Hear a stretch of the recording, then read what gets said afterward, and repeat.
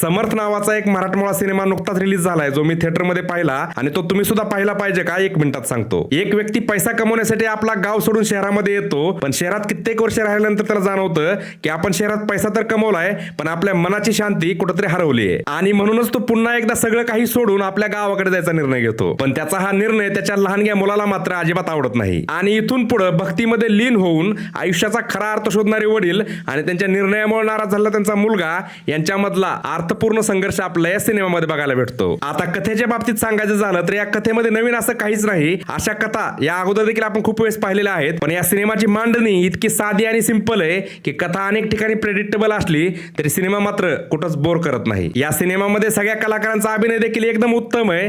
पण मला या सिनेमाबद्दल सगळ्यात जास्त काय आवडलं असेल तर ते या सिनेमाचं म्युझिक. या सिनेमाचं म्युझिक फक्त सीन्सला कॉम्प्लिमेंट करत नाही, तर या सिनेमाचा जो मूळ शांत आणि आध्यात्मिक मूड आहे त्याला आणखी सुंदर बनवतं. आपल्या गोंधळलेल्या मनाला शांत करण्याची ताकद या म्युझिक मध्ये आहे असं मला वाटतं. फायनली हा सिनेमा काही ठिकाणी आणखी प्रभावी होऊ शकला असता, पण तरी सुद्धा तुम्हाला पूर्ण कुटुंबासोबत एक शांत, आध्यात्मिक आणि मनाला भिडणारा सिनेमा बघायचा असेल तर समर्थ नावाचा हा मराठमोळा सिनेमा तुम्ही एकदा नक्की बघू शकता. माझ्याकडून समर्थ नावाच्या या मराठमोळ्या सिनेमाला मी देतोय 5 पैकी 3.5 स्टार्स. बाकी तुम्ही हा सिनेमा पाहिलाय का आणि तुम्हाला हा सिनेमा कसा वाटला मला कमेंटमध्ये नक्की कळवा.